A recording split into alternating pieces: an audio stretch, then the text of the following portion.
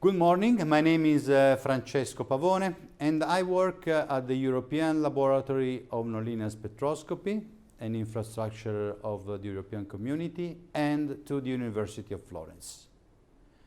Today I'm going to talk about skin photobiomodulation therapy. And I will concentrate my attention on a couple of topics.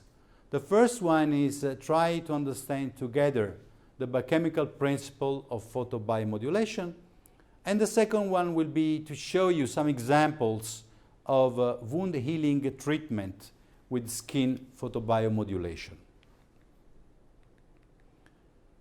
So how does the photobiomodulation works? So mainly what we call phototherapy is based on two effects. One is the fact that the photon absorbed by the tissue, they are going to interact with some chromophore, delivering some energy, increasing the temperature. And if we go to temperature more than 45 degrees, we induce apoptosis of cells, so the death of the cells. This is what is called photothermal phototherapy.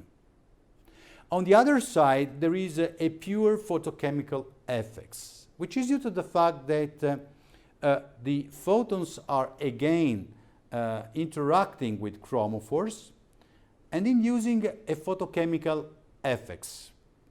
But then we may have two classes of chromophores. The exogenous chromophores that we insert inside of the subject from the external. A typical example is the photodynamic therapy. And here, because the photons are interacting with the chromophores, they are creating some photochemical effects, which is healing or killing also the tissue. The other one is the interaction of photons with endogenous, naturally present chromophores. And again, here we have a photochemical effects whose components activate cell pathways which produce healing processes. Photobiomodulation therapy is commonly used to alleviate pain, to promote wound healing and tissue regeneration. And to do that, we can use different kind of light sources.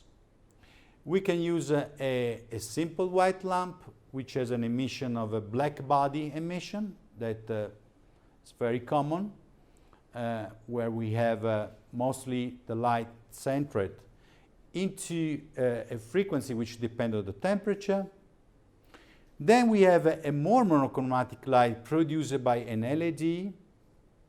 And if we want to push even more the monochromacity of the light, we can move to the laser emission. So I have to say that the density of photons in frequency is much more higher with lasers than with LED, than with a lamp, with white light.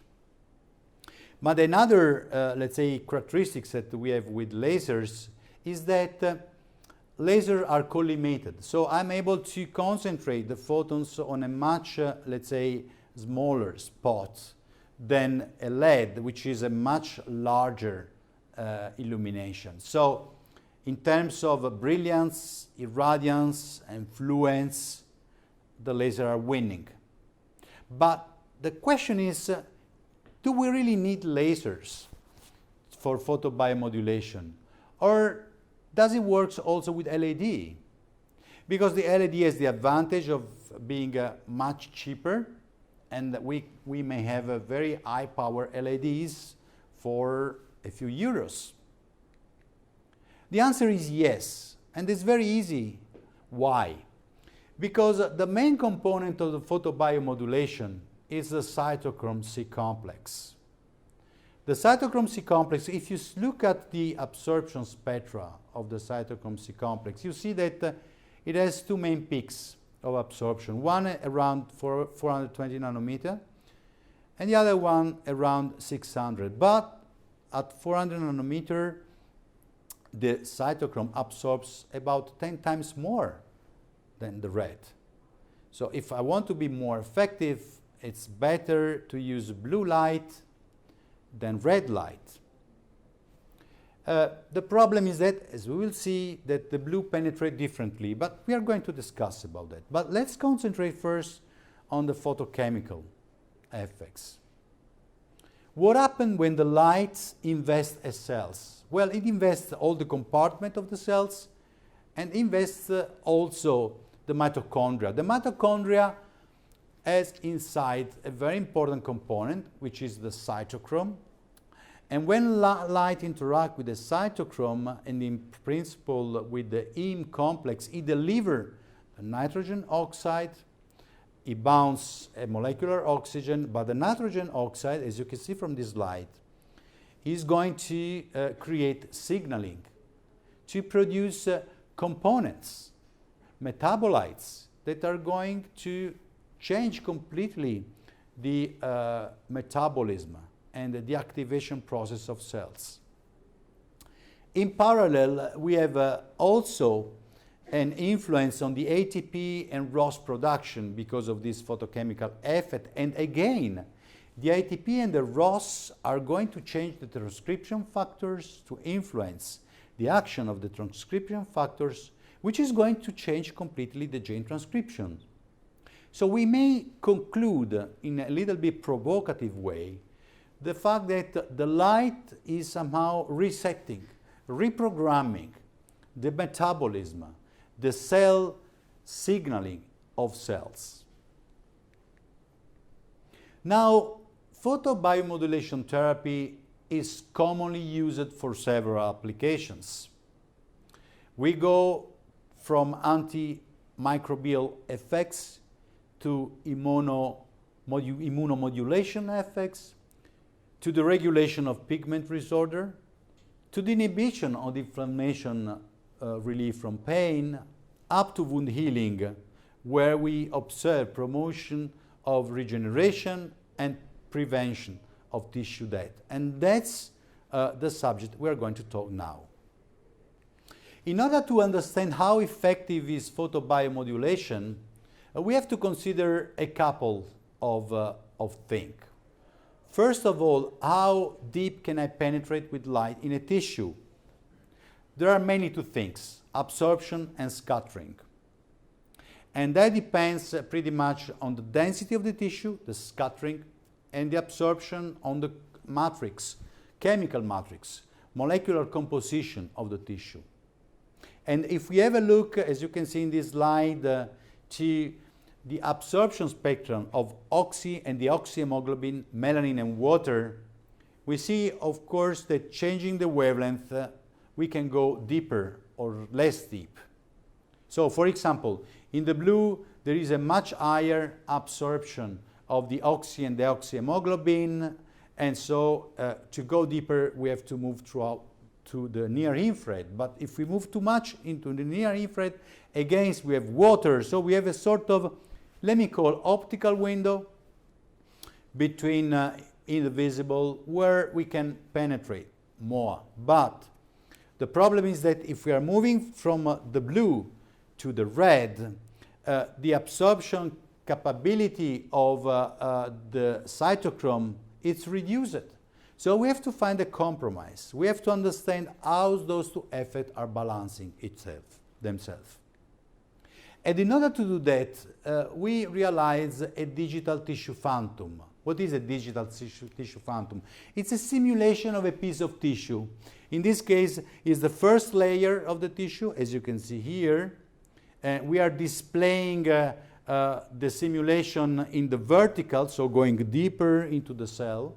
Okay. And you see that we are working in a first layer from 0 to 2 millimeters. You see that moving from the blue to the red, we penetrate much more because the scattering is reduced. But what about the absorption?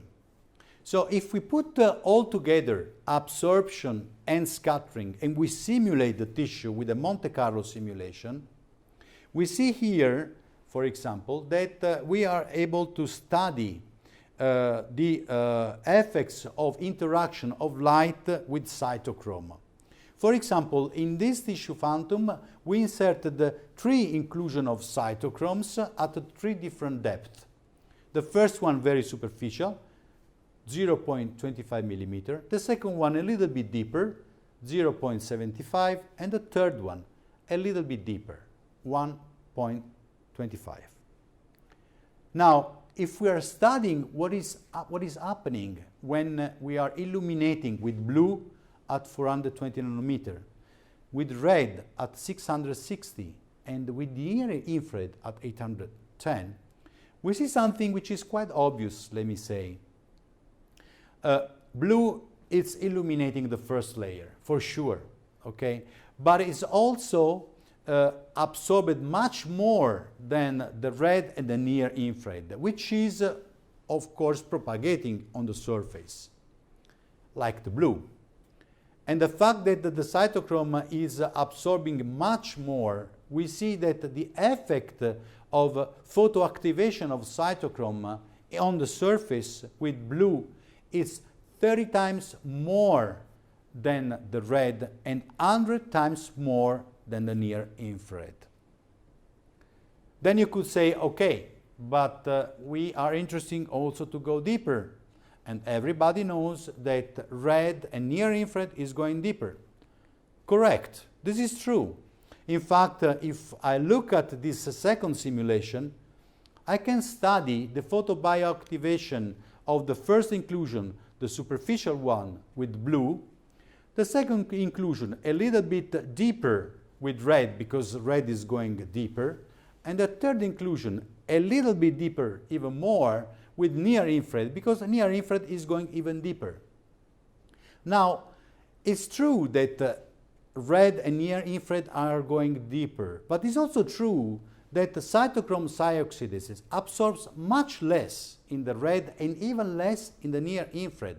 So in that case, what is the results? Is that, okay, we are photoactivating cytochrome deeper with red and near infrared, but with near infrared, we are about 300 times less effective to photoactivate the cytochrome than the blue on the surface. And with the red, we are about 100 times less effective to photoactivate the cytochrome at medium depth than the blue on the surface.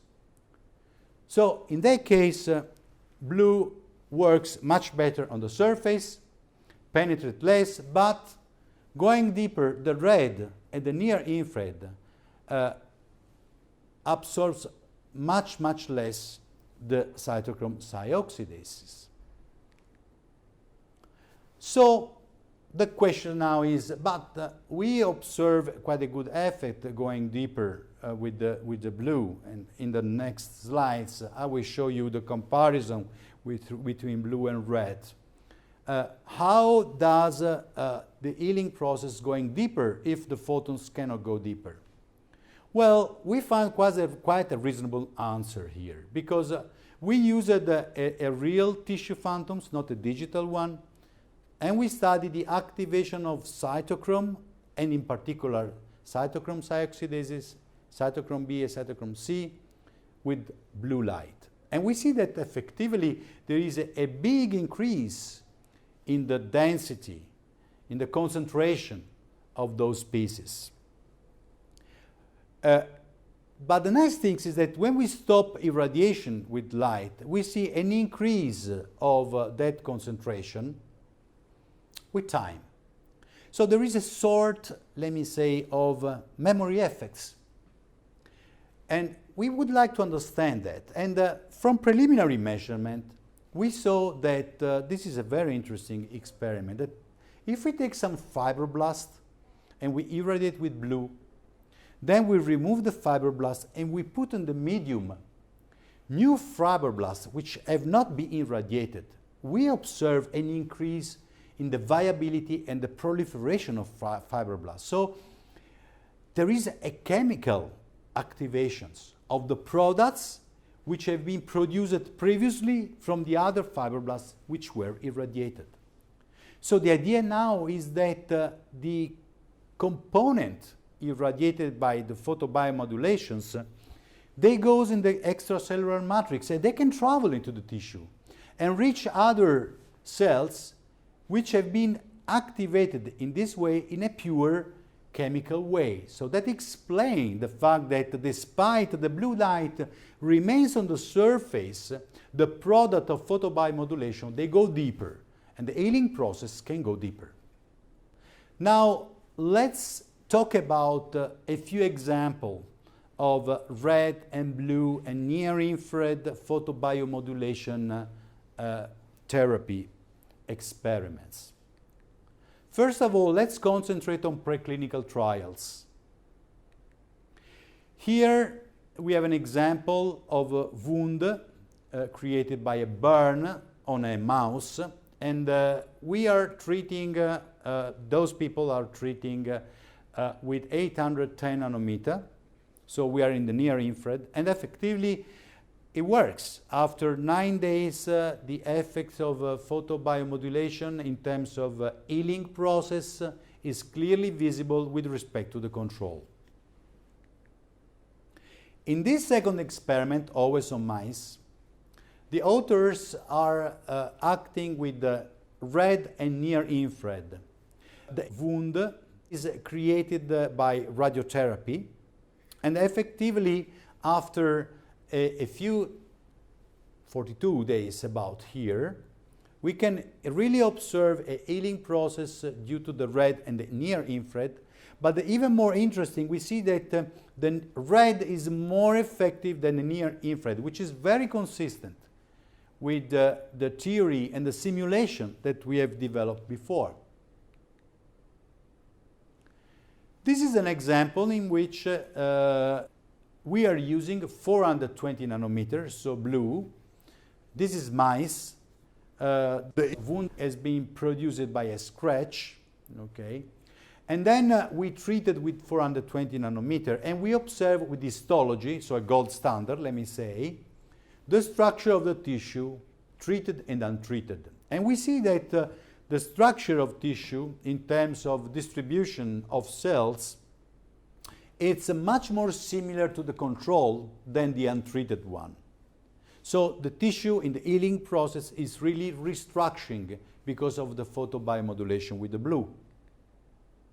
And if we are analyzing the same tissues by using two photon microscope, we see that the structure of the cells, because here we have a cellular resolution, the structure of the cell and the structure of the collagen in the treated samples, in the treated tissues, sorry, it's much more similar to the control than untreated one. So that means that really wound healing at 420 nanometer, it's going to affect the morphology, the distribution, the cytoarchitecture, let me say, of the tissue and the structure of the collagen.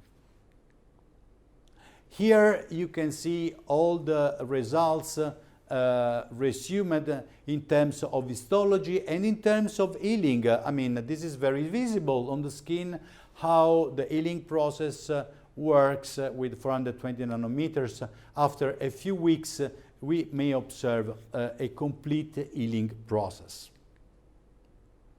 Now, if we move to clinical trial, we see that by using 420 nanometer, we observe a good healing process, okay, after a few weeks. This is a chronic venous ulcer. And always using blue light at 420 nanometer, we observe a good healing process also on venous ulcer and on post-traumatic skin lesions, which were chronic one, were not healing, so we unblock the healing process, and after 2-3 weeks, up to 4 weeks, we observe the complete healing process. Moving to the near infrared, also we have, these authors are working on leg diabetic, and they also observe a healing process after a few weeks by using 808 nanometer. So, to conclude, we can say that for sure photobiomodulation works. It works with red, it works with the near-infrared, it works with blue. We can say that the cytochrome C-oxidase is the main component which has been excited by the light and which produce all the component and the path signaling that is going to produce the healing process. But from our Monte Carlo simulation, we can demonstrate that the blue is from 30 to 100 times more effective in activating the cytochrome on the surface than the red and the near infrared because of the absorption capability of the cytochrome. And going deeper, but also by using Monte Carlo simulation, we can see that even if the red and the near infrared are going deeper, the cytochrome is absorbing much less. And so the capability to excite deeper the cytochrome with red and near infrared is from 100 to 300 times less than the blue on the surface. So we can say that blue excites much more cytochrome, but blue doesn't go deeper. How can we explain the fact that in clinics we see that blue works very well for healing? Well, we show that there is a memory effects. We show that effectively after the first process of photobiomodulation on the cytochrome, there is a release of the component of the photobiomodulation in the extracellular matrix. And these components, these biochemical components, are reaching other cells which were not irradiated and are chemically activating those cells. And with that, I would like to thank for your attention.